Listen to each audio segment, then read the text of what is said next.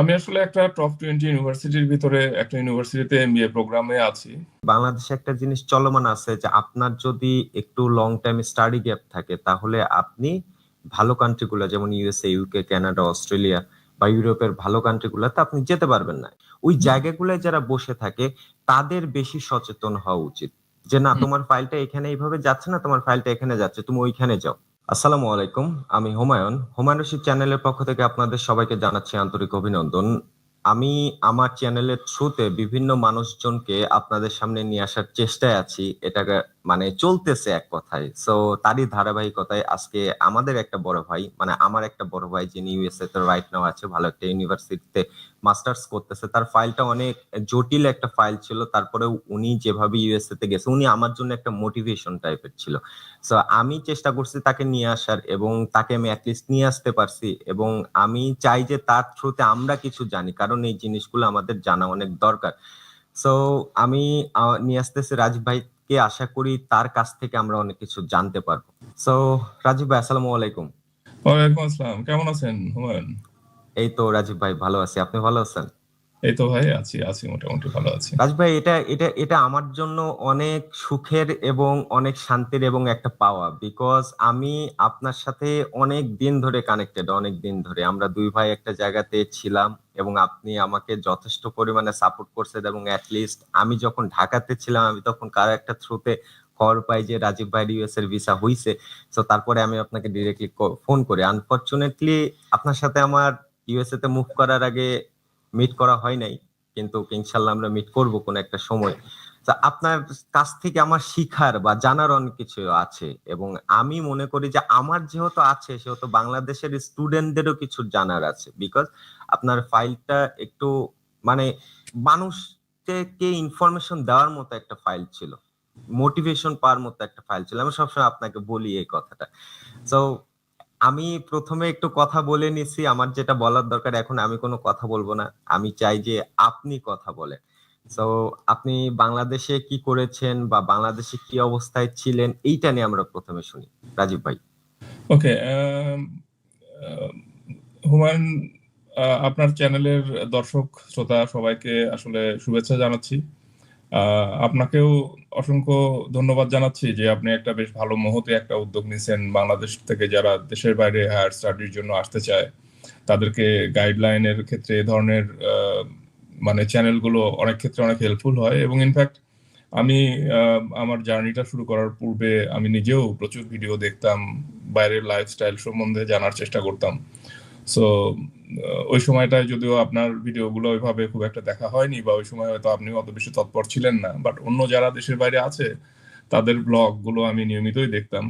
কিন্তু বাইরের জীবনটা আসলে মানে অ্যাটলিস্ট ইউএস এর জীবনটা আমার এখানে আসার পরে যে জিনিসটা মনে হয়েছে যে এটা আসলে খুব সহজ না, আবার খুব কঠিনও না। এটা আসলে একটা মানে রাশ জার্নির উপরে থাকতে হয় অলওয়েজ। অ্যাটলিস্ট যারা খুব ভালো প্রোগ্রামগুলোতে আসে তাদের একাডেমিক অ্যাক্টিভিটি অনেক বেশি থাকে। আমারও ইচ্ছা ছিল যে আমি এখানে আসার পরে হয়তো কিছু স্টুডেন্টদেরকে যদি সহযোগিতা করতে পারি তাহলে এটা আমার ভালো লাগবে। বাট আজকে প্রায় 1 বছর হয়ে যাচ্ছে, এই সময়ের মধ্যে আসলে ওই সুযোগটা আসলে করার মানে সময় আসলে হয়ে ওঠেনি। এখন আপনার সাথে ভিডিও রেকর্ড করছি 1টা বাজে। একটু আগে একটা অ্যাসাইনমেন্ট সাবমিট করলাম, এবং আরো একটা কাজ করতেছি, আগামী কালকে করতে হবে। সো এটাই আর কি, রান্না করতে হয়, খেতে হয়, সব কাজ নিজেকেই করতে হয়। তো আমার জার্নি সম্বন্ধে আসলে বলতে গেলে আমি আসলে একটা টপ 20 ইউনিভার্সিটির ভিতরে একটা ইউনিভার্সিটিতে এমবিএ প্রোগ্রামে আছি, যেটা বেশ আই মিন কম্পারেটিভলি চ্যালেঞ্জিং একটা প্রোগ্রাম। আমি অলরেডি একটা এমবিএ বাংলাদেশেও করি, আমেরিকান ইন্টারন্যাশনাল ইউনিভার্সিটি থেকে। প্রথমে আমি আসলে ন্যাশনাল ভার্সিটি থেকে আমি বিএসসি অনার্স কমপ্লিট করি। আমার মেজর সাবজেক্ট ছিল বোটানি। তো সেখান থেকে পাশ করার পরপরই আমি ফাইন্যান্স নিয়ে এমবিএ করি এআইইউবি-তে। তো এমবিএ করার অবশ্য রেজাল্ট হওয়ার আগেই আমি স্ট্যান্ডার্ড চার্টার্ড ব্যাংকে জয়েন করি কাস্টমার সার্ভিস অফিসার হিসেবে। সো সেখানে প্রায় 5-7 বছর আমি কাজ করি। এবং ওই চাকরি করাকালীন সময়েই আমি আসলে একটা স্টার্ট আপ শুরু করি, ফার্নিচার ম্যানুফ্যাকচারিং একটা কোম্পানি, অনলাইন বেস, এবং সারা বাংলাদেশে আমরা প্রোডাক্টগুলো ডেলিভারি করতাম। সো ওই স্টার্ট আপ নিয়ে ব্যস্ত থাকা এবং সংসারে কিছুটা সময় দেয়া, চাকরি করা, এগুলো নিয়েই ছিলাম। বাট 2020-21 করোনার যে চ্যালেঞ্জটা তৈরি হয়, এই চ্যালেঞ্জটায় বিজনেসটা আসলে খুব চ্যালেঞ্জের মুখে পড়ে যায়। তখন আসলে আমার মানে বিজনেসটাকে সেভ করতে গেলে আমাকে আসলে চাকরিটাকে ছাড়তেই হয়। তো বিজনেস থেকে আমি আসলে অনেক কিছু পাইছি। আমি অনলাইন ফার্নিচার অ্যাসোসিয়েশনের সাংগঠনিক সম্পাদক হয়েছি, অনেক ইনিশিয়েটিভ নিছি, এবং মেইনলি আপনার ফেসবুক মার্কেটিং বা যারা মানে ক্ষুদ্র উদ্যোক্তা আছে বাংলাদেশে ফার্নিচার অ্যারিনাতে, তাদের বিজনেসগুলোকে অনলাইনে নিয়ে আসার ক্ষেত্রে কিভাবে তারা ফেসবুক পেজ ওপেন করতে পারে, কিভাবে প্রোডাক্ট প্রাইসিং করতে পারে, প্রাইসিং স্ট্র্যাটেজি বা এই বিষয়গুলো নিয়ে তাদেরকে গাইড করছি অনেককেই। তো এগুলো প্রথমের দিকে করার পরে একটা আমার আগ্রহ তৈরি হয় এবং আমি বিজনেসটা শুরু করি back in 2015। Then I actually continue my business till 2024। So যখন দেখলাম যে বিজনেসটা আসলে মেনটেন করাটা আমার জন্য চ্যালেঞ্জিং হয়ে যাচ্ছে এবং করোনার ওই চ্যালেঞ্জটাকে আসলে এমন একটা পর্যায়ে নিয়ে গেছে বিজনেসকে, যেখান থেকে আসলে ওই বিজনেসটাকে তুলে আনাটা বেশ কঠিন হতে পারে, তখন আমি চিন্তা করলাম যে ঠিক আছে, তাহলে আমি আবারও ব্যাংকিং সেক্টরে বা কর্পোরেট সেক্টরে ফিরে যাওয়ার চেষ্টা করি। কিন্তু সমস্যা হচ্ছে যে বাংলাদেশে তো আপনি জানেন যে জব আসলে অনেক চ্যালেঞ্জিং, এবং আসলে এটা খুব সহজে মানে ওই 2-3 বছরের একটা গ্যাপের কারণে কানেকশন গুলো আসলে ওরকম ভাবে স্ট্রং না থাকায় এটা আমার জন্য খুব কঠিন হয়ে যায়। তো তখন আমি চিন্তা করি যে হায়ার স্টাডির কোনো একটা কিছু করা যায় কিনা। ইন দ্য মিন টাইম আমার আসলে বয়সও হয়ে গেছে। আই মিন আমি আসলে 8-10 বছর যদি চাকরি বাকরির ভিতরে থাকা যায় মাস্টার্স কমপ্লিট করার পরে, সো দেখা যাচ্ছে যে লেট 30-তে চলে গেছে আর কি। সো এটা আসলে মানে দেশের বাইরে হায়ার স্টাডি পার্সু করার ক্ষেত্রে এটা একটা চ্যালেঞ্জিং বিষয়। সো এগুলো অনেক বিষয় কনসিডারেশনে নিয়ে আমি একটু খোঁজ খবর নেওয়া শুরু করি। প্রথমে একটু বাংলাদেশে সাধারণত এজেন্সিগুলোর কাছে গেলে যে জিনিসগুলো পাওয়া যায়, তারা খুব শর্টকাটে মানুষজনকে আসলে আমেরিকা, কানাডা, অস্ট্রেলিয়া বিভিন্ন জায়গায় তারা আসলে পাঠানোর ব্যবস্থা করে। তো ওই ধরনের একটা বিষয়ে আসলে আমি হয়ে যাই যে মনে হলো যে এটা খুব ইজি হবে আমেরিকায় যাওয়া। সো তাদের পরামর্শ নিয়ে আমি আসলে আমার জার্নিটা শুরু করি। তো শর্টকাটে বলতে দেখা যাচ্ছে আইএলটিএস না দিয়ে ডুওলিঙ্গো দাও, কিংবা দেখা যাচ্ছে যে ধরনের যে বিষয়গুলো আছে জানেনই তো। সো এগুলো করে মানে একদম একটু জেনুইন একটা রাস্তায় না যায় কিভাবে ব্যাকআপ মানে কোনো ফাঁক ফোকর দিয়ে কিভাবে যাওয়া যায়, এই বিষয়গুলো তারা আসলে বেশি গাইড করে। সো ওইভাবে প্রথমে চেষ্টা করি। সেবার খুব ভালো একটা ইউনিভার্সিটি, স্টেট ইউনিভার্সিটি নিয়ে চেষ্টা করি, যেটাও দেখা যাচ্ছে 130-র মধ্যে ছিল র্যাঙ্কিং। সো একটা মাস্টার্স প্রোগ্রামে বিজনেস অ্যানালিটিক্সে, বাট আনফরচুনেটলি সেখানে আসলে ভিসা হয় না প্রথমে। তো এটা অনেকেই বলে বাংলাদেশ থেকে যে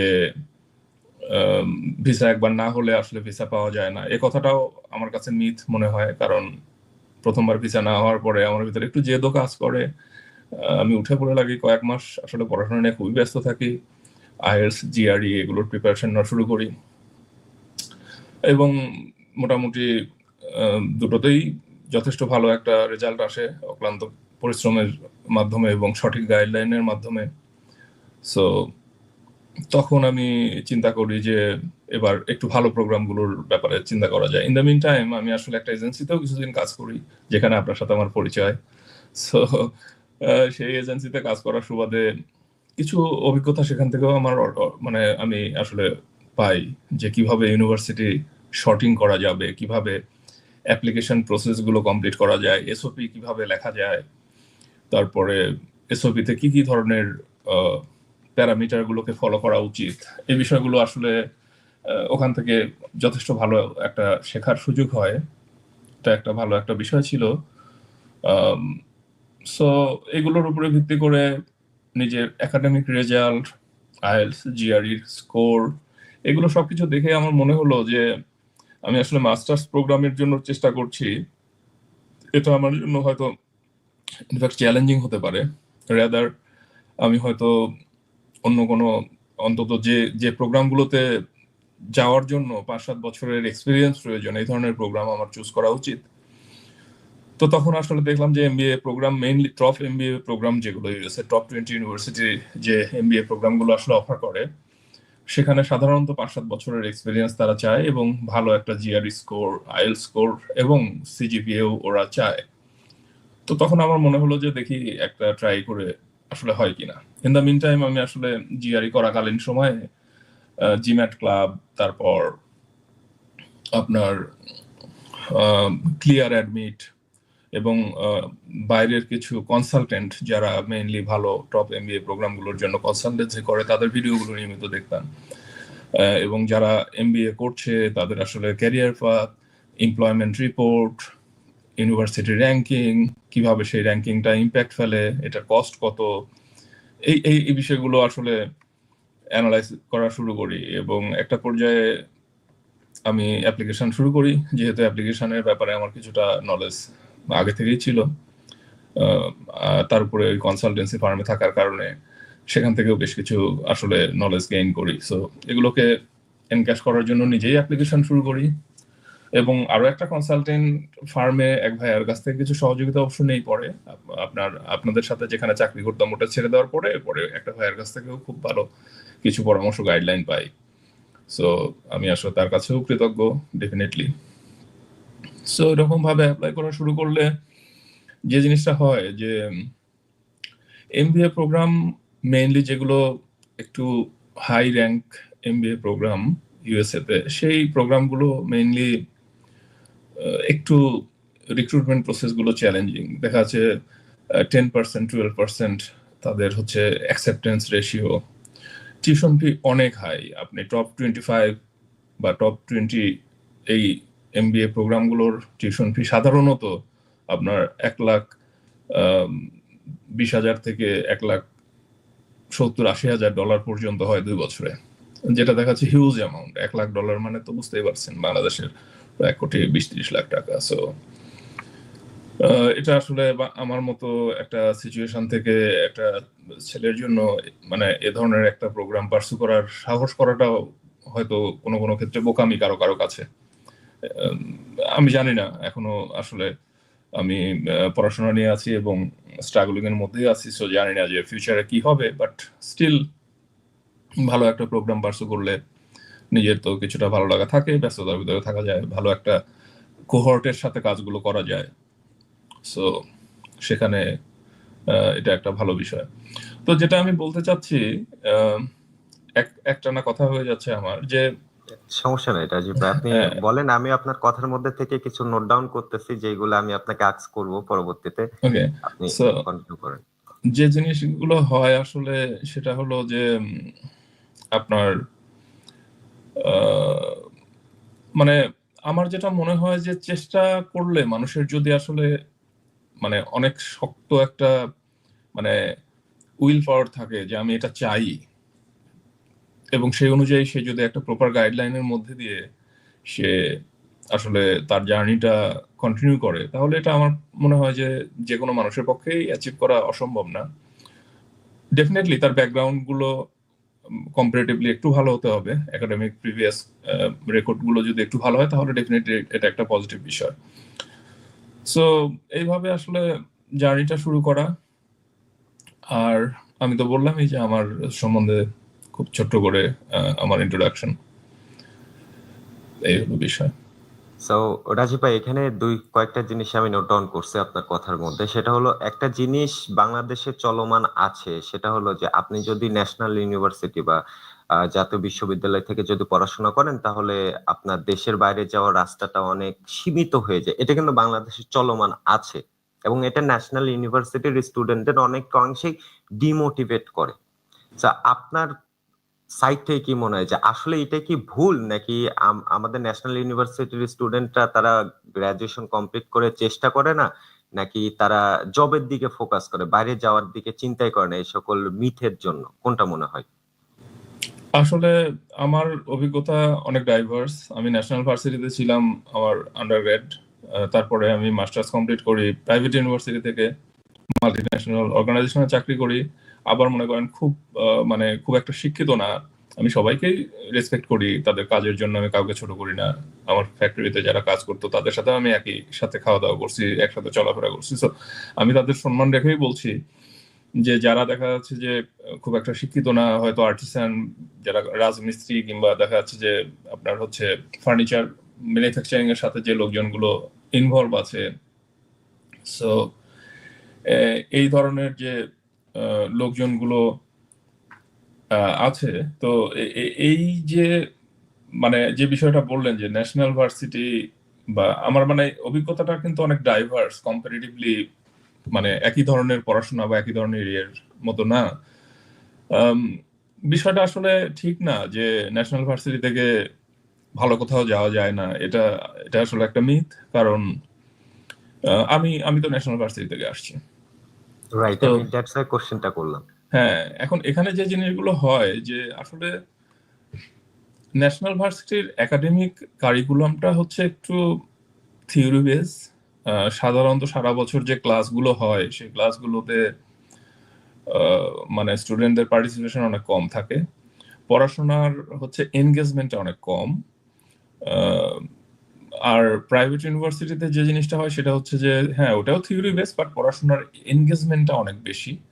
আপনার প্রত্যেক সেমিস্টার, 3 মাসের একটা সেমিস্টার, 3 মাসের সেমিস্টারে দেখা যাচ্ছে প্রতি সপ্তাহে একটা করে আপনাকে কুইজে অংশ নিতে হচ্ছে, বিভিন্ন ধরনের ছোট ছোট পরীক্ষা হয়, একটা ক্লাস হলেই সেটা একটা চ্যাপ্টার শেষ হলে সেটার উপরে কুইজ হয়। এই আপনার মানে অ্যাটেন্ডেন্সের উপরে মার্কিং করে। তো এইগুলোর কারণে দেখা যাচ্ছে যে তাদের তাদের এনগেজমেন্টটা অনেক বেশি থাকে। তো যখন কোনো একটা বিষয়ে একজন মানুষের এনগেজমেন্ট বেশি থাকে, তখন যে জিনিসটা হয় যে তার ওই বিষয়ে হয়তো মানে তার একটা মানে অনেক বেশি এনগেজমেন্ট থাকার কারণে ওই সম্বন্ধে তার একটা মানে লেসিড পাওয়ার গেইন করে। সো দেখা যাচ্ছে ইন্টারনাল একটা নলেজ তার গেইন করে, যে জিনিসটা ন্যাশনাল ভার্সিটিতে একটু কম হয়। কারণ ন্যাশনাল ভার্সিটি স্টুডেন্টরা সারা বছর সবাই না, হয়তো অনেকেই নিয়মিত পড়াশোনাও করে। আমার ফ্রেন্ড, সে একজন ফ্রেন্ড আছে, সে তো বিসিএস ক্যাডার। আরো আরো অনেকেই আছে একজন ন্যাশনাল ভার্সিটি থেকে যারা বিসিএস ক্যাডার হয়ে এখন এডিসি আছে, তারপরে কলেজের টিচার আছে। সো তারা তো পড়াশোনা নিয়ে এনগেজ ছিল, তো তারা ওইভাবে এটা করছে। বাট আমি ন্যাশনাল ভার্সিটিতে থাকা অবস্থায় একটু ফাঁকিবাজ ছিলাম, পড়াশোনা খুব একটা করি নাই, প্রচুর আড্ডাবাজ ছিলাম। সো বাট এই জিনিসটা হচ্ছে যখন প্রাইভেট ইউনিভার্সিটিতে আমি এআইইউতে ভর্তি হই, প্রথমত এটা হচ্ছে এক্সপেন্সিভ ছিল বাংলাদেশের প্রেক্ষাপটেও। সো একটা সেমিস্টারে এতগুলো টাকা আপনি খরচ করে পড়াশোনা করছেন, যদি কোনো কারণে রেজাল্ট খারাপ হয় মুশকিল হবে। সো ঝড় বৃষ্টি যেটাই হোক না কেন, ক্লাসের প্রতি একটা আলাদা একটা ইয়ে ছিল, মায়া ছিল আর কি, টাকার একটা মায়া থাকে না, সো ওই ব্যাপারটা আর কি। আর তুলনামূলকভাবে আর একটা জিনিস হয়, সেটা হলো যে ন্যাশনাল ভার্সিটি বা এই জায়গাগুলোতে যে টিচার গুলো থাকে তারা কম্পারেটিভলি, আমি তাদেরকে ছোট করছি না, অনেক টিচারকে আমি অনেক সম্মান করি, খুব ভালো সম্পর্ক আছে। ইউএসএ তে আসার আগেও আমি আমার কলেজে যাই, রাজশাহী কলেজে ছিলাম আমি, সেখানে আমার ডিপার্টমেন্টে যাই, টিচারদের সাথে আমি দেখা করি, কথা বলি বা ইয়ে করে আসি। তো মানে তারা অনেক ভালো, কিন্তু ব্যাপারটা হচ্ছে তাদের অ্যাপ্রোচিংটা কম্পারেটিভলি আপনার একটু ব্যাকডেটেড টাইপের। যেখানে প্রাইভেট ইউনিভার্সিটিতে এই জিনিসটা হলো একটু আপডেটেড, যে টিচারগুলো থাকে বেশিরভাগই দেখা যাচ্ছে তাদের অ্যাপ্রোচিং গুলো একটু ভিন্ন। এটা একটা ভালো একটা জিনিস কম্পারেটিভলি। আর প্রাইভেট ইউনিভার্সিটিতে থাকলে যে জিনিসটা হয় যে স্টুডেন্টদের ভিতরে আম, মানে তুলনামূলকভাবে সংকীর্ণতাটা একটু ইয়ে হয় আর কি, রিমুভ হয়, যেহেতু তারা প্রেজেন্টেশন বা বিভিন্ন ধরনের অ্যাক্টিভিটির ভিতরে তাদেরকে ইনভলভ হতে হয় ক্লাস কারিকুলামের কারণে। সো তারা এই জায়গাগুলোতে তুলনামূলকভাবে একটু মানে এগিয়ে থাকে আর কি, rather than national varsity. But national varsity থেকেও সম্ভব। আর ইউএস এর এডুকেশনের সাথে যদি কম্পেয়ার করা যায় তাহলে ডেফিনেটলি এই 1 বছর পরে, আমার প্রায় 1 বছর হচ্ছে, 1 বছর পরে আমার মনে হচ্ছে যে আমি তো এমবিএ এআইইউবিতেও করছি, বাট এখানকার এডুকেশনটা টোটালি ডিফারেন্ট। এটা টোটালি হচ্ছে কেস স্টাডি বেস, যেটা হলো এক্সপেরিয়েন্সিয়াল লার্নিং। বেশিরভাগ যে ম্যাটেরিয়াল গুলো ধরেন আমাদের পড়ানো হয় সব হার্ভার্ডের, সো মানে 80% ম্যাটেরিয়াল হার্ভার্ডের, লন্ডন বিজনেস স্কুলের এই ধরনের জায়গার ম্যাটেরিয়াল গুলো পড়ানো হয়, কেস স্টাডি গুলো পড়ানো হয়, এবং টিচার যারা ম্যাক্সিমাম টিচার গুলো এমআইটি, হার্ভার্ড, স্ট্যানফোর্ড থেকে পিএইচডি করা। সো তাদের অ্যাপ্রোচিং এবং তারা যখন ক্লাসগুলো নেয়, তারা থিওরিটিক্যাল বিষয়গুলো নিয়ে আসলে তারা খুব একটা কাজ করে না। তারা আসলে বর্তমান তাদের রিসার্চ, তারা কি নিয়ে কাজ করছে এই বিষয়গুলো নিয়েই তারা আসলে গাইডলাইন দেয় স্টুডেন্টদেরকে। আর এখানে কেস স্টাডি হওয়ার কারণে যে জিনিসটা প্রচুর মানে কঠিন না, বাট প্রচুর এনগেজ থাকতে হয়। কারণ একটা কেস হচ্ছে ধরেন 27-28 পেজের একটা হয়তো একটা কেস, তো ওই জিনিসটা মানে পড়া প্রত্যেক, আপনি যদি এই এক বছরে প্রায় আমি 150 থেকে 60টার মতো কেস স্টাডি করছি। সো এটা হলো মানে হিউজ একটা এনগেজড একটা এনভায়রনমেন্ট। আর ক্লাস কারিকুলাম এই জায়গাগুলো, এখানে অনেক অ্যাডভান্স লার্নিং এর অপরচুনিটি আছে। যেমন ধরেন আমি একটা ছোট উদাহরণ দেই, আমি যখন এআইইউবিতে এমবিএ করি তখন মার্কেটিং এর গুরু বলে স্টিভ কটলারকে আমরা চিনতাম। যারা বিজনেস ব্যাকগ্রাউন্ড নিয়ে পড়াশোনা করে তারা অনেকেই হয়তো স্টিভ কটলারের নাম শুনবে।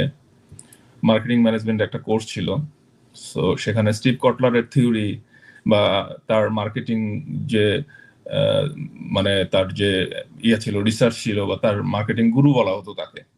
তো তাকে নিয়ে আসলে মানে সে একবার বাংলাদেশে, ইন্ডিয়াতে আসছিল, বাংলাদেশেও আসছিল কিনা I am not sure, but সে হলো মার্কেটিং এর একটা মানে অনেক বড় একটা পণ্ডিত। বাট যখন আমি এখানে এমবিএ করি, এখানেও মার্কেটিং ম্যানেজমেন্ট ছিল, সেখানে যিনি টিচার ছিলেন উনি একদিনও স্টিভ কটলারের নামই উচ্চারণ করেননি তার এন্টায়ার ক্লাসে।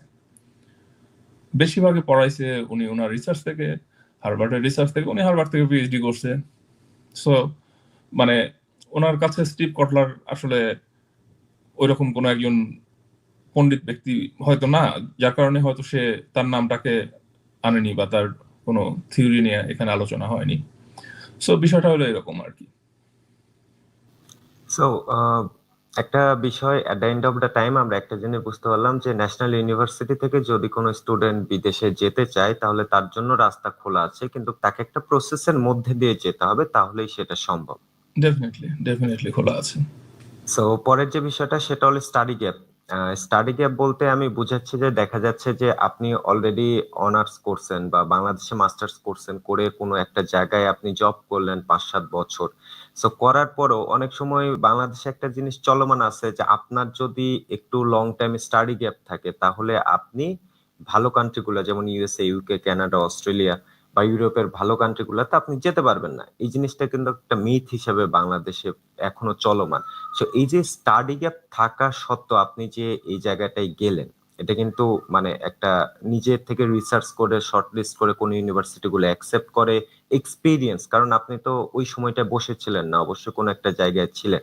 সো এইটা নিয়ে কি বলবেন যে আসলে স্টাডি গ্যাপ থাকলে ভালো কান্ট্রি গুলাতে যাওয়া যায় নাকি যেগুলা বাংলাদেশে চলমান আছে এগুলাই সত্য? আসলে স্টাডি গ্যাপ থাকলে যাওয়া যায় না বিষয়টা এরকম না, কিন্তু স্টাডি গ্যাপ থাকলে আপনাকে অনেক বেশি মানে মানে প্ল্যান করতে হবে। যে আপনি স্টাডি গ্যাপ থাকলে আপনি যে কোনো প্রোগ্রাম নিয়ে আসার চেষ্টা করলে সেটা আপনার জন্য কঠিন হবে। বিষয়টা হলো এরকম যে ধরেন আমি 2013-তে আমার এমবিএ শেষ করি এবং 2024-এ আমি ইউএসএ তে আসি আরেকটা এমবিএ করার জন্য। সো এখানে কিন্তু স্টাডি গ্যাপ 10 বছর অ্যারাউন্ড। সো এই 10 বছরের যে স্টাডি গ্যাপ নিয়ে আমি এখন এখানে এমবিএ করতে আসছি, যেটা টপ 20 ইউনিভার্সিটির ভিতরে একটা, যেটা আমি একটু আগে বললাম। সো সেক্ষেত্রে স্টাডি গ্যাপ কিন্তু ফ্যাক্টর না, কিন্তু ফ্যাক্টরটা কখন হয়, ধরেন আমি প্রথমবার মাস্টার্স প্রোগ্রামে আমি আসলে ট্রাই করি।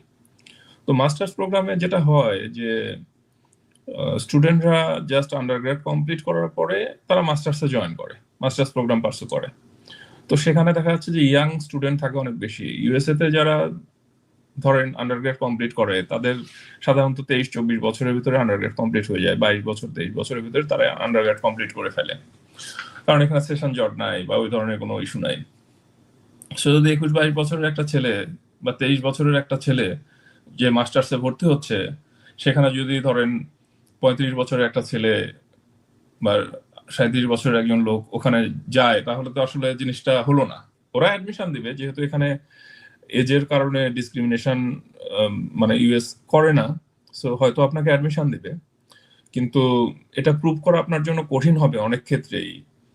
আম, মানে ভিসা অফিসারকে কনভিন্স করাটা হয়তো কঠিন হবে যে আপনার একটা মানে এতদিন পরে কেন একটা মাস্টার্স প্রয়োজন হচ্ছে।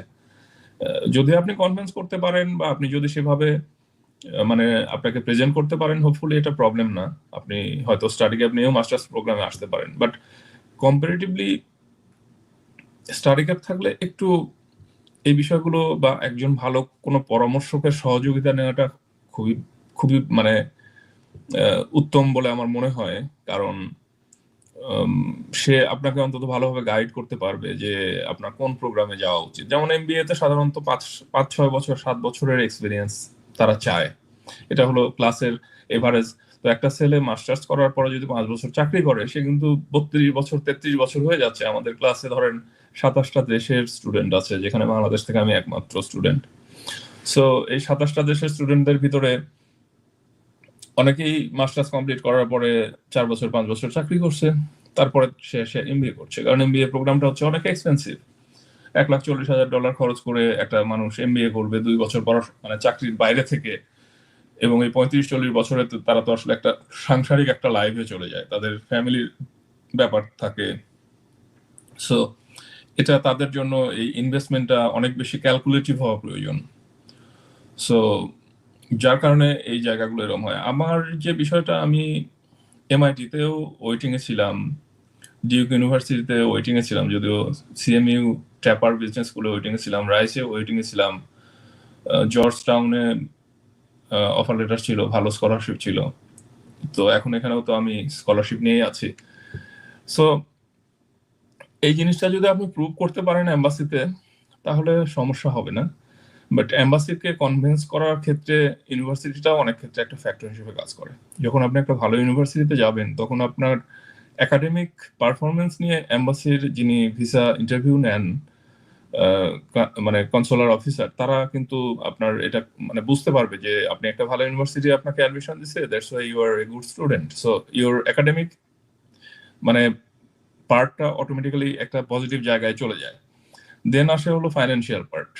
তো ফাইন্যান্সিয়াল পার্টগুলোকে যদি আপনি খুব ভালোভাবে রিপ্রেজেন্ট করতে পারেন, আপনার প্ল্যান এবং কেন আপনি করতে চাচ্ছেন এমবিএটা, এবং করার পরে আপনি কি করতে চান, এই জিনিসগুলোকে যদি খুব ভালোভাবে আপনি আসলে রিপ্রেজেন্ট করতে পারেন, সমস্যা হওয়ার কথা না। রাইট। সো পরের যে বিষয়টা সেটা হলো রাজীব ভাই, এই যে আমাদের বাংলাদেশে তো বলতে গেলে আমরা যখন এক জায়গায় ছিলাম সেখানে আমাদের একটা কথা প্রচলিত ছিল, সেটা হলো বাংলাদেশে ব্যাঙের ছাতার মতো এজেন্সি।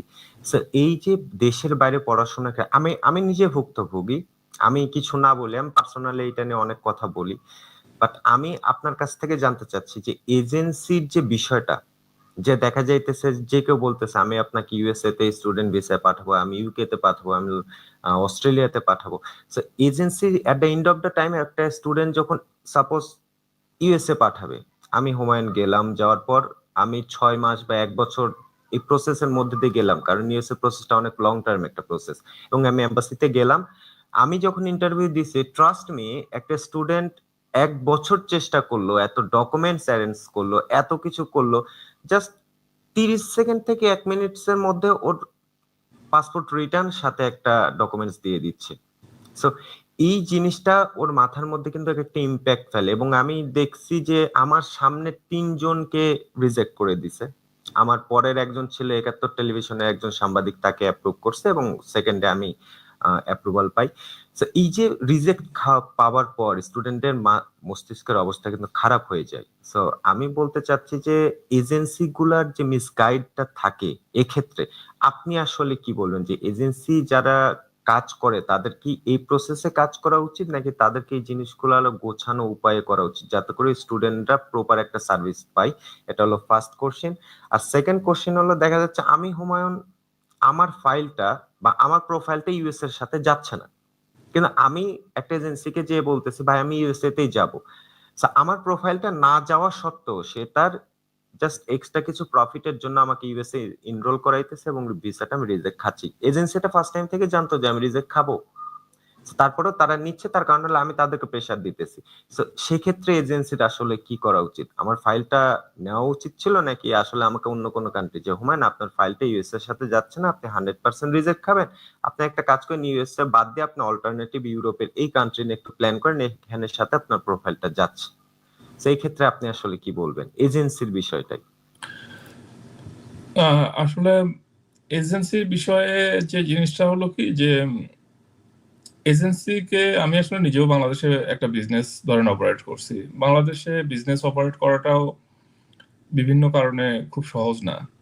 ধরেন যে কোনো একটা ব্যক্তি যদি একটা এজেন্সি কোনো একটা অফিস খোলে, তার কিন্তু মাসে 50,000 মানে মিনিমাম, ধরেন ছোট্ট একটা অফিস যদি করে অনেক একটু রিমোট জায়গাতে, খরচ হবেই। আর যদি একটু ভালো জায়গায় ধানমন্ডি কিংবা একটু মোটামুটি পশ জায়গায় 2 থেকে 2.5 লাখ টাকা তার কিন্তু প্রত্যেক মাসে খরচ হবে। কোনো কোনো এজেন্সির কিন্তু তার চেয়েও বেশি খরচ হয়। সো সুতরাং এটা একটা কিন্তু অনেক বড় একটা বিষয়। এখন এজেন্সিগুলো আমি খারাপ এটা আমি বলবো না, কিন্তু যে জিনিসটা হয় যে তারা অনেক সময় একটা স্টুডেন্টকে আসলে তার মেরিট অনুযায়ী যে প্রপারলি ইভ্যালুয়েট করে কিংবা তাকে একটু গাইড করে তার জন্য পার্সোনালাইজ একটা গাইডলাইন দেওয়াটা, হয়তো যে সুযোগটা ছিল সেটা হয়তো তারা অনেক সময় মানে ইয়ে করে না, মানে অনেক সময় এই সুযোগটাকে তারা হয়তো গ্রহণ করে না, এটা একটা বিষয়। আবার হ্যাঁ, কিছু কিছু এজেন্সির ক্ষেত্রে কিছু এজেন্সি তো আছে যারা আসলে সঠিকভাবে স্টুডেন্টদেরকে মানে ফাইন্যান্সিয়ালি বেনিফিট নেওয়ার জন্য তারা যে কোনো একটা জায়গায় তাদেরকে পুশ করার চেষ্টা করে। সো এটাও অনেক ক্ষেত্রে ঘটে, ঘটে না যে তা না।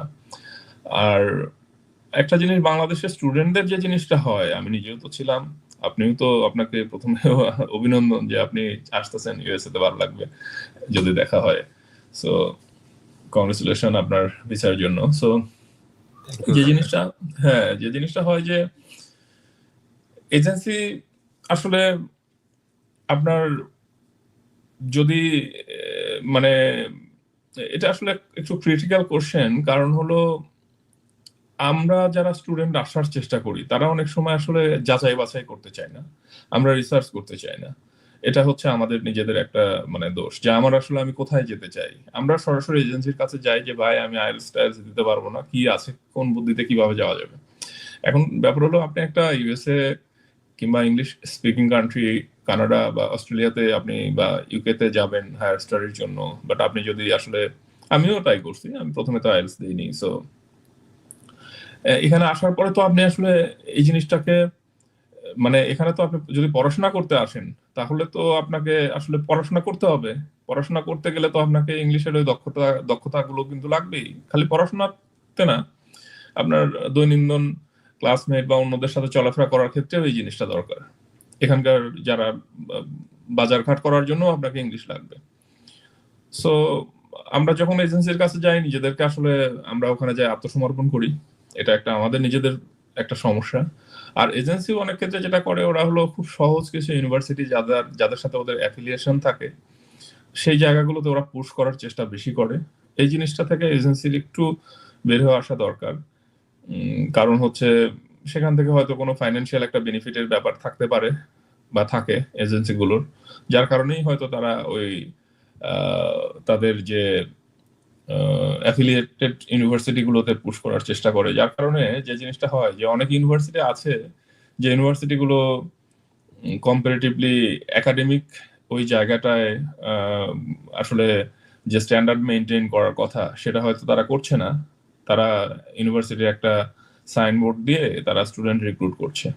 তো এই জায়গাগুলোতে যখন একটা স্টুডেন্টকে পাঠায় তখন সমস্যা হয় কি যে এই যে এই এজেন্সিগুলোকে যারা ভিসা অফিসার থাকে তারা খুব ভালো করে জানে যে এই ইউনিভার্সিটিগুলো আসলে কেমন, বা একটা স্টুডেন্ট যখন ওই ধরনের ইউনিভার্সিটিগুলো নিয়ে যায় যেখানে ধরেন আপনি যে কোনো মানে আইএলস ছাড়া কি আপনার এটাকে কি বলে আইএলস ছাড়া বা ইংলিশ টোফেল, আইএলস টোফেল ছাড়া যেটা আর একটা ইয়ে আছে না? ডুয়েলিঙ্গো বা হ্যাঁ যেগুলা ল্যাঙ্গুয়েজ কোর্স হ্যাঁ, আছে। ল্যাঙ্গুয়েজ কোর্স ছাড়া যেগুলোতে আপনার যাওয়ার যে সুযোগগুলো আছে এগুলো বলে বিভিন্নভাবে তারা হয়তো রিক্রুট করে স্টুডেন্টদেরকে। বাট আমার পরামর্শ, বাংলাদেশে যে যারা আসলে ইউএসএ তে আসার জন্য চেষ্টা করবে বা কানাডাতে, আমার অন্য অন্য দেশের ব্যাপারে আইডিয়াটা অত বেশি ভালো নাই, যেহেতু আমি অন্য দেশগুলো নিয়ে আসলে ওইভাবে এক্সপ্লোর করি নাই খুব একটা।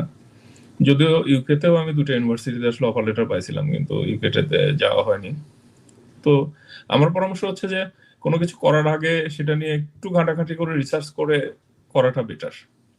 কারণ এজেন্সির উপরে যদি আপনি ভরসা করে বসে থাকেন তাহলে তারা তাদের সুবিধা মতো কাজ করবে।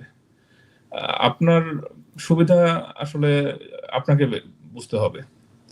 এই হলো ব্যাপার।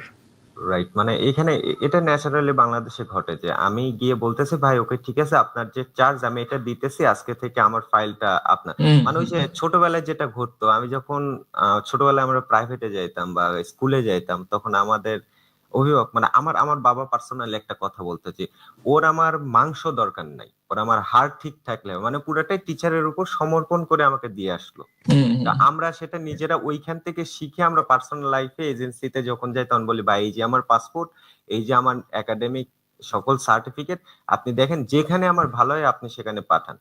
হুম So, আমার সাইড থেকে জাইলস এর একটা প্রিপারেশন নেওয়া, টোফেলের একটা প্রিপারেশন নেওয়া, বা যে যে জিনিসগুলা লাগবে ওই জিনিসগুলা থেকে আমরা নিজেরাই কিন্তু দূরে থাকি, দোষটা আমাদেরই।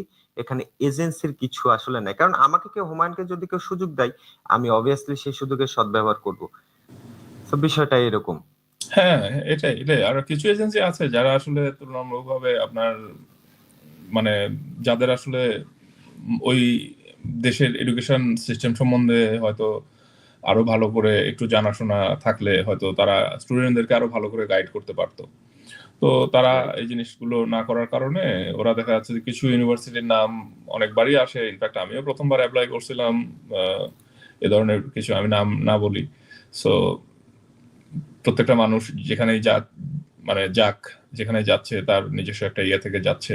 সো এটা মানে কাউকে ছোট করা নিশ্চয়ই আমার উদ্দেশ্য না। বাট ওই ধরনের জায়গাগুলোতে যখন আসলে মানে কোনো একটা স্টুডেন্টকে প্লেস করে তখন সমস্যা যেটা হয় যে আপনার এটা ইনফ্যাক্ট এজেন্সি কি করবে, সে বিজনেস করার জন্য আছে, তার মাসে একটা খরচ আছে। তো একটা স্টুডেন্ট যদি আসে যে আইএলটিএস দিবে না, জিআরই দিবে না, কিংবা একাডেমিক পারফরমেন্স বা অন্য অন্য বিষয়গুলো হয়তো সেরকম কোনো মানে যা করছে জীবনে সেটা তো করছেই, বাট পরবর্তী পর্যায়ে যেটা তার ডেভেলপ করার অপশন ছিল সেটাও সে করতে রাজি না। ধরেন 50,000 বা 1 লাখ টাকা দিয়ে সে কোনো রকমে আমেরিকায় চলে আসবে। যদি এই ধরনের ইন্টেনশন নিয়ে কেউ কোনো এজেন্সির কাছে যায় তাহলে এজেন্সিগুলো আসলে কি করতে পারে? কিছুই না, স্বাভাবিক। আর এখানে যে একটা বিষয় থাকে সেটা হইলো এই যে স্টুডেন্টদের, বিশেষ করে স্টুডেন্টদের একটা জিনিস আমি দেখছি যে সব সময় কম খরচে ভালো একটা দেশে যাব। এখন ভালো একটা দেশে যাওয়ার জন্য তুমি ক্যাপাবল কিনা এইটা তোমার কেউ বুঝতে চায় না, এটা হলো ফার্স্ট থিং। আর সেকেন্ড থিংটা হলো আমি এজেন্সির ক্ষেত্রেই বলবো, এটা এজেন্সির ক্ষেত্রে এটা ঠিক করাটা উচিত। বিকজ একটা স্টুডেন্টকে ইউএসএ তে নিয়ে যাওয়া বা ইউকে তে নিয়ে যাওয়া, কানাডাতে নিয়ে যাওয়ার প্রসেসটা কিন্তু খুবই সিম্পল। সিম্পল বলতে হলো যে যে ধরনগুলো থাকে, যে অ্যাপ্লিকেশন করা, অফার লেটার নিয়ে আসা, তারপরে স্টুডেন্টকে ভিসার জন্য অ্যাপ্লিকেশন করা, এই জিনিসগুলো আমার মনে হয় যে এমবিবিএস এর মতো, যে ডাক্তারদের মতো এগুলো সেম। হুম কিন্তু হুম মেন পার্টটা হয় আপনার কাউন্সিলিং এর ক্ষেত্রে। একটা স্টুডেন্ট যখন একটা কাউন্সিলরের সামনে যায় তখন যে ইন্ট্রোডাকশনটা হয়, তার যে সাজেশনটা, আমার মনে হয় যে এটাই অনেক ইম্পর্টেন্ট। ওই হুম জায়গাগুলোয় যারা বসে থাকে তাদের বেশি সচেতন হওয়া উচিত, যে না হুম তোমার ফাইলটা এখানে এইভাবে যাচ্ছে না, তোমার ফাইলটা এখানে যাচ্ছে, তুমি ওইখানে যাও। হুম। আমার মনে হয় এটা। আপনার কাছে কি মনে হয়? হ্যাঁ, এটাই এটাই। আর একটা জিনিস হলো কি যে মানুষ আসলে আমরা আসলে এটা অন্য মানুষকে দোষ দিয়ে লাভ নেই। আমি সবসময় নিজেকে দিয়ে চিন্তা করি বেশি। আমি আমার আন্ডারগ্রেডে প্রচুর ফাঁকিবাজ ছিলাম, পড়াশোনার এই বিষয়গুলো ইয়ে করিনি। ইনফ্যাক্ট আমি প্রথমবার যখন ইউএস এর জন্য ট্রাই করি তখনও এজেন্সির ভরসায় আসলে আমি ট্রাই করছি, তাদের পরামর্শ নিয়ে কাজ করছি এবং তারাই অ্যাপ্লিকেশন প্রসেস থেকে শুরু করে সবকিছু করে দিছে। বাট ধরেন সেই আমি এখন যখন ইউএসএ তে এসে একটা ভালো একটা ইউনিভার্সিটিতে এমবিএ করছি, আমাকে প্রত্যেকটা অ্যাসাইনমেন্টের জন্য ধরেন 25 থেকে 30 পেজ পড়তে হচ্ছে বাধ্য হয়। আমাকে কিন্তু ওই কাজটা করতেই হচ্ছে, এবং তারপরেও কিন্তু আমি একটা মনে করেন যে একটা সাংঘাতিক স্ট্রাগলিং একটা লাইফের মধ্যে আছি, যেখানে জব মার্কেট অনেক বেশি এখন ধরেন চ্যালেঞ্জিং ইউএসএ তে। আম, এবং এই আসার পরে 1 বছর অনেকে যেটা চিন্তা করে, আমিও প্রথমে তাই চিন্তা করতাম যে আমেরিকা বা কানাডাতে গেলে যা ওখানে পার্ট টাইম চাকরি করে হয়তো অনেক কিছু করে ফেলা যাবে, দেশে হয়তো বাড়ি গাড়ি করা যাবে। বাট বিশ্বাস করেন, আমি ইউএসএ তে আসার পরে এখন পর্যন্ত মানে $1 আমি পার্ট টাইম ইনকাম থেকে আমি অর্জন করতে পারিনি। কারণ প্রথম বছরে ইউনিভার্সিটি ওইভাবে পারমিশন দেয় নাই, কিছু কিছু পার্ট টাইম অপশন ইউনিভার্সিটিতে থাকে। আবার দেখেন এই স্টুডেন্টরাই যারা ধরেন পিএইচডি প্রোগ্রামগুলোতে আসে, তারা কিন্তু সাধারণত এজেন্সির সহযোগিতা নেয় না। তারা কিন্তু ধরেন নিজেরা টিচারদের সাথে, কিছু আছে যারা পিএইচডি প্রোগ্রামে হয়তো এজেন্সির কিছু গাইডলাইন নেয়, but it is very few. তারা কিন্তু তাদের মানে নিজের থেকেই নিজের স্বতঃপ্রণোদিত হয়ে তারা প্রফেসরদের সাথে কমিউনিকেট করে, বিভিন্ন প্রোগ্রামগুলোতে অ্যাপ্লাই করে, এবং তারা ফুল ফান্ড নিয়ে কিন্তু আমেরিকা, কানাডা বা বিভিন্ন জায়গায় কিন্তু পড়াশোনা করতে যায়। এবং আমি এখানে আসার পরে আমি বাংলাদেশের বেশ কিছু বুয়েট, তারপরে আপনার আইবি এর অনেক ভাইয়া বা অনেকের সাথে আমার ভালো, মেডিকেলের আপু, অনেকের সাথে আমার এখানে কথা হয়েছে, হয়েছে। তো তারা কিন্তু আপনার এই চিন্তা করে নাই, তারা পড়াশোনার জন্য আসছে, পড়াশোনা করছে। আমি পড়াশোনার জন্য আসছি, পড়াশোনা করছি। কিন্তু যদি ইন্টেনশনটা আপনার মানে ঠিক না থাকে, তাহলে তো প্রবলেম। আপনি ইনফ্যাক্ট এখন ইউএসএ তে যে বিষয়, এখানে ধরেন পার্ট টাইম আপনি অফ ক্যাম্পাস জবের মতো বিষয়গুলো এখন খুব স্ট্রিক্টলি মেনটেন করা হচ্ছে। ইনফ্যাক্ট এটা উচিত, কারণ আপনি কেন আসছেন ইউএসএ তে? আপনি আসছেন পড়াশোনা করার জন্য, একটা ডিগ্রি নেওয়ার জন্য। তো আপনি এখানে এসে যদি পড়াশোনা না করেন, আপনি যা যদি চাকরি বাকরি করেন, তাহলে আপনি কেন স্টুডেন্ট ভিসায় আসছেন? মানে জাস্ট হিসেবে বলছি। আপনার মানে এখন এক একজনের প্রেক্ষাপট হয়তো এক একটা ভিন্ন। সো ভিন্ন হলে তাদের জন্য তো ভিন্ন ভিন্ন উপায়ও আছে। যদি Right. সেটাই হয়, তাহলে আপনি ইবি 1, ইবি 2, ইবি 3 তে আসেন, আপনি যদি চাকরি করতে চান, তাই না? তো আপনি পড়াশোনার জন্য আসছেন, একটা মানে এক ধরনের ভিসা নিয়ে এসে সেটাকে মিস ইউজ করছেন। এটা অনেক ক্ষেত্রে অনেকেই করে, বাধ্য হয়েও করে। এখানে লাইফটা অনেক চ্যালেঞ্জিং অনেকের পক্ষে। সরি, অনেকের পক্ষে পারিবারিকভাবে এটা অনেকের পক্ষে না, এটা আমার পক্ষেও। সো পারিবারিকভাবে যে পড়াশোনার খরচ মেনটেন করাটা আসলে খুব সহজও না। আবার বাংলাদেশে অপরচুনিটি আসলে আমরা খুব একটা তৈরি করতে পারিনি চাকরি বাকরির ক্ষেত্রে। তো যার কারণে বাধ্য হয়ে লোকজনকে হয়তো বাইরে মুভ করতে হয়, এবং তারা পরবর্তীতে হয়তো তাদের স্টুডেন্টশিপ মেনটেন করতে ব্যর্থ হয়। বাট এটা আসলে এই ধরনের সিদ্ধান্তগুলো অনেক বেশি রিস্কি একটা সিদ্ধান্ত। ইনফ্যাক্ট আমিও রিস্কি সিদ্ধান্তের মধ্যে আছি, মানুষকে দোষ দিয়েই বা কি হবে। এই আর কি। তো যাই হোক রাজীব ভাই, আমরা প্রায় শেষের দিকে আসছি। আমি অনেক রিকোয়েস্ট করছিলাম যে 30 থেকে 40 মিনিট টাইম নিব, তার মধ্যে আমরা অলরেডি 2 মিনিট ক্রস করে ফেলছি।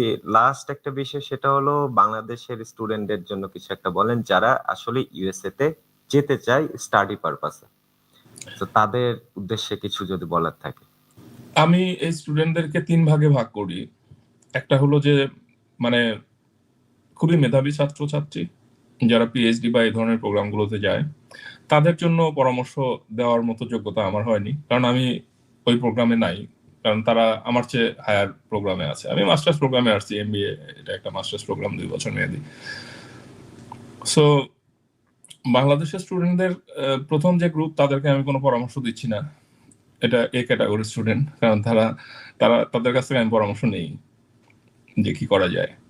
বি ক্যাটাগরির যারা যারা দেখা যাচ্ছে মাস্টার্স করতে চায়, বা দেখা যাচ্ছে অত বেশি মেধাবী না, কিংবা আন্ডারগ্রেড করতে চায়, এই ধরনের স্টুডেন্টদের জন্য পরামর্শ হচ্ছে যে তাদের পক্ষে এ ক্যাটাগরির স্টুডেন্টদের মতো কোনো কিছু অ্যাচিভ করা সম্ভব যদি তারা রিসার্চ করে। অর্থাৎ বি ক্যাটাগরির যারা আছে তারা এ ক্যাটাগরিতে যেতে পারবে। সি ক্যাটাগরির যারা আছে তাদের পক্ষে এ ক্যাটাগরিতে যাওয়া কঠিন, তারা বি ক্যাটাগরিতে যেতে পারবে। সো যারা বি ক্যাটাগরির আছে তাদের উচিত হবে এই মানে তার জার্নিটা সম্বন্ধে একটু ভালো করে রিসার্চ করা। কোনো এজেন্সির সহযোগিতা ডেফিনেটলি নিতে পারে, এজেন্সির সহযোগিতা নেওয়া খারাপ কিছু না। অ্যাট লিস্ট নিজে রিসার্চ করতে গেলে বা এটা আসলে অনেক সময় টাইম কনজিউমিং একটা ব্যাপার, আবার এটা একটু মানে বিষয়টা খুব একটা কমফোর্টেবল একটা বিষয় না। সো তারা এজেন্সি সহযোগিতা নিতে পারে, তারা নেক্সট অফ ইউএসএ বা এ ধরনের অনেক এডুকেশনাল চ্যানেল আছে, দেশের বাইরে যারা আছে তাদের সাথে কানেক্ট করার জন্য চেষ্টা করতে পারে। ফেসবুকে তাদের অ্যাকাউন্ট অনেকের না থাকলেও লিঙ্কডইনে অনেকে পাওয়া যায়, ফেসবুকেও আছে অনেকের অ্যাকাউন্ট। সো সেই জায়গাগুলোতে যেভাবে হোক নক করলে যারা দেশের বাইরে থাকে তারা চেষ্টা করে বাংলাদেশে যারা আসতে চায় তাদেরকে সহযোগিতা করার। ইনফ্যাক্ট আমিও বাংলাদেশে কিছুদিন আগে একটা মেয়ের সাথে কথা বললাম, সে আমাদের ইউনিভার্সিটিতে আসবে। সো আর যারা সি ক্যাটাগরিতে আছে, যাদের দেখা যাচ্ছে কম্পারেটিভলি এডুকেশনাল সেক্টর খুব একটা হয়তো ভালো হয়নি যে কোনো কারণে, অনেক রকমের কারণই থাকতে পারে, সবসময় মেধাই আপনার রেজাল্টের মানে মাপকাঠি না। সো তাদের জন্য পরামর্শ যে তাদের আসলে পিএইচডি তে যারা আসে ওই এ ক্যাটাগরির মানে এক্সপোজার নিয়ে কোনো কিছু শুরু করার চেয়ে তাদের দেখা যাচ্ছে যে বি ক্যাটাগরির যারা যে মোটামুটি নিজেও একটু রিসার্চ করলো, এজেন্সিরও একটু সহযোগিতা নিল, বাট জেনে বুঝে নিল, এইটা করে তারা করতে পারে। তবে যে কোনো সিদ্ধান্ত নেওয়ার আগে তাদেরকে অবশ্যই মানে উচিত যারা আসলে ওই ধরনের একটা চ্যালেঞ্জের মধ্যে দিয়ে গেছে বা আছে তাদের সাথে আসলে একটা করা, মানে অ্যাটলিস্ট তাদের সাথে যোগাযোগ করার চেষ্টা করা। কারণ হচ্ছে তাহলে প্রকৃত তথ্যগুলো পাওয়া যায়। এবং সবচেয়ে বড় কথা যে আপনি ইউনিভার্সিটিগুলোতেও যদি আপনি রিসার্চ করেন, আপনি ইউনিভার্সিটি র্যাঙ্কিং জাস্ট গুগলে কয়েকটা অক্ষর দিয়ে সার্চ করলেই পাওয়া যায়। সো ইউনিভার্সিটি র্যাঙ্কিং, তাদের এমপ্লয়মেন্ট রিপোর্ট, তাদের টিউশন ফি, ওখানে পার্ট টাইম জবের অপরচুনিটি আছে কিনা, বাংলাদেশের কমিউনিটি কত আছে। ফেসবুকে যে আপনি কোনো একটা ইউনিভার্সিটির নাম দিয়ে বাংলাদেশি কমিউনিটি লিখলে সেখানে আপনি দেখা যাচ্ছে যে ওই ইউনিভার্সিটি বাংলাদেশি কমিউনিটির একটা হয়তো গ্রুপ পেয়ে যাবেন।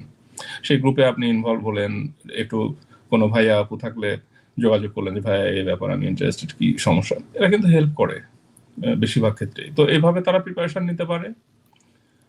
আর আর সবচেয়ে বড় কথা যেটা আমার মনে হয় বর্তমান আসলে বাংলাদেশের চেয়ে ইউএসএ তে যেহেতু আছে, এটা আমি বলতে পারি যে এখানে আসলে লাইফটা ইজি না, অনেক বেশি চ্যালেঞ্জিং। এবং এখানে আপনি যদি আসলে পড়াশোনা করতেই আসেন তাহলে আপনাকে একটু প্রিপারেশন নিয়ে আসা উচিত। সব ইউনিভার্সিটিগুলোতে আপনি আসলে পার্ট টাইম জব করে টিউশন ফি দেওয়া বা নিজে সার্ভাইভ করা এটা সম্ভব না। হয়তো কিছু ইউনিভার্সিটিতে সম্ভব, যে ইউনিভার্সিটিগুলো থেকে ভিসা পাওয়াটা আবার অনেক ক্ষেত্রে কঠিন। আর জব মার্কেট বা মানে ইউএস এর টোটাল সিস্টেমটা অনেক বেশি সেন্সিটিভ। যে কোনো একটা নিউজ বা যে কোনো কিছুতে অনেক কিছু খুব বেশি এটা ফ্ল্যাকচুয়েট করে, এখানকার ওয়েদারের মতো আর কি। এখানে ওয়েদারটাও কিন্তু অনেক বেশি ফ্ল্যাকচুয়েট করে। আপনি হয়তো দুপুরে দেখলেন যে 26 ডিগ্রি সেলসিয়াস তাপমাত্রা, সন্ধ্যায় দেখবেন যে 15 ডিগ্রি হয়ে গেছে। তো এইরকম ভাবে এখানকার যে কোনো একটা নিউজ বা যে কোনো কিছুতে এটা এখানকার জব মার্কেট থেকে শুরু করে সবকিছু অনেক বেশি খুব র্যাপিডলি ফ্ল্যাকচুয়েট করে, যার কারণে আপনাকে অনেক বেশি মানে ফ্লুইড হতে হবে, আপনাকে অনেক বেশি যে কোনো জায়গায় অ্যাডজাস্ট করার মতো ক্যাপাবিলিটি গেইন করতে হবে, আপনাকে অনেক বেশি আপডেট থাকতে হবে নিউজ বা বিভিন্ন বিষয়গুলো নিয়ে। এটা আপনাকে হেল্প করবে। আর এজেন্সির কাছে গেলে আপনি যদি কোনো একটা বিষয় নিয়ে একটু রিসার্চ করে জেনে বুঝে কোনো একটা এজেন্সিতে যান, তারা আপনাকে যে কোনো কিছু বললে আপনি কিন্তু বুঝতে পারবেন যে আসলে সেই পরামর্শটা আপনার মানে ফেভারে যাচ্ছে না আপনার ডিসফেভারে যাচ্ছে। সো এই জন্য একটু রিসার্চ করাটা দরকার, এই আর কি। রাইট। সো রাজীব ভাই, thank you so much, because আমি বারবারই বলতেছি যে আপনাকে নিয়ে আসা আমার অনেক একটা ইচ্ছা ছিল, অনেক একটা স্বপ্নের মতো আমি সেটা আজকে হাসিল করলাম। অ্যান্ড আপনি যে আপনার সময়টা দিলেন এই জন্য আপনাকে অসংখ্য ধন্যবাদ। অ্যান্ড ইনশাল্লাহ সামনের দিনগুলোতে আমরা ভালো কিছু করব, বিশেষ করে যারা ইনফরমেশন যাদের দরকার, যারা আসলে ইনফরমেশনের অভাবে বিভিন্ন ধরনের সমস্যায় পড়তেছে, তো তাদেরকে চেষ্টা করব আমরা সবাই মিলে যারা বিভিন্ন জায়গায় আছি। আমি যখন দুবাই ছিলাম আমি আমার মতো চেষ্টা করছি সো একটা ভালো কিছু করার জন্য। So at the end of the time Rajib ভাই, থ্যাংক ইউ সো মাচ। ইনশাল্লাহ আমাদের দেখা হবে, কথা হবে, and will do something good together for our country. Definitely আপনি দুবাইয়ে থাকা অবস্থায় তখন তো আমি আসলে জার্নির মাঝে ছিলাম এবং আমি তখন নিয়মিত আপনার ভিডিওগুলো দেখতাম, বাট ইদানিং আসলে একটু কম দেখা হয়। বাট ডেফিনেটলি আবার আমি এখন ইদানিং ফলো করবো। করিও নাই, এখানে আপনার আচ্ছা, কোনো দোষ অনেকদিন নাই। ভিডিও করেন না বোধহয়, এই জন্য জি নোটিফিকেশনও জি। কম আসে আর কি, এই আর সো কি। যাই হোক রাজীব ভাই, ভালো থাকবেন, সুস্থ থাকবেন, এন্ড ইনশাল্লাহ সবার জন্য দোয়া করবেন। আমরাও দোয়া রাখি যে আপনি ভালো থাকেন, সুস্থ থাকেন, এন্ড আপনার কোর্সটা কমপ্লিট করে দেশের জন্য কিছু একটা করেন, বিকজ আমাদের মেইন মোটিভটা হলো দেশের বাইরে থেকে কিছু একটা শিখে এসে দেশে ইমপ্লিমেন্ট করা, এবং ওই দেশের গভর্নমেন্ট এটাই চায় যে তুমি এটাই করো, তুমি যে ডেফিনেটলি, পারপাসে আসছো ডেফিনেটলি ওইটা নিজের শিখে। কমিউনিটির জন্য, নিজের দেশের জন্য কিছু করতে পারাটা সবসময় মানে সৌভাগ্যের ব্যাপার। সো ডেফিনেটলি এটা এটা চিন্তা করি, চেষ্টা করি। সো দোয়া করবেন, এবং আপনার চ্যানেলের যারা দর্শক শ্রোতা আছে তাদেরকেও বলবো যে চ্যানেলটা সাবস্ক্রাইব করে রাখেন। হুমায়ুন খুবই ভালো একটা ছেলে, সে নিয়মিত ভিডিও টিডিও করে। যারা এই ভিডিওটা দেখবেন চেষ্টা করবেন, আর যে কোনো ইস্যু নিয়ে যদি পার্সোনাল কোনো তথ্য বা কোনো কিছু প্রয়োজন হয় চ্যানেলে কমেন্টস করতে পারেন, ইভেন রিচ আউট করতে পারেন হুমায়ুনকে, বা প্রয়োজন হলে আমাকে ইমেইল করতে পারেন। আমি আমার ভিডিও ডেসক্রিপশনে আমি আপনার যে কোলাব সেকশন আছে ওইখানে আমি আপনাকে অ্যাড করে দেবো ইনশাল্লাহ। যদি কোনো কোশ্চিন থাকে কারো কিছু জানার, তাহলে আপনারা কমেন্ট করে জানাবেন, এখানে রাজীব ভাই ইনশাল্লাহ সময় করে রেসপন্স করে ফেলবে। ডেফিনেটলি আপনি আমাকে অ্যাড করে দিন, আমি চেষ্টা করব যতটুকু পারি গাইড করার। রাইট। সো রাজীব ভাই, থ্যাংক ইউ সো মাচ। ইনশাল্লাহ কথা হবে। এন্ড এই পর্যন্ত যারা ভিডিওটা দেখছেন এই পর্যন্ত, তাদেরকে অসংখ্য ধন্যবাদ, বিকজ আমরা এই ধরনের ইয়েতে শুধু গল্পই করি এবং গল্পের থ্রুতে কিছু একটা দেওয়ার চেষ্টা করি। সো যারা এই পর্যন্ত দেখছেন তাদেরকে অসংখ্য ধন্যবাদ, এন্ড ইনশাল্লাহ নেক্সট কোনো ভিডিওতে দেখা হবে রাজীব ভাইয়ের মতো অন্য কারোর সাথে, যে হয়তো অন্য কোনো জায়গায় থাকে। সো রাজীব ভাই, ইনশাল্লাহ দেখা হবে, ভালো থাকবেন, টাটা।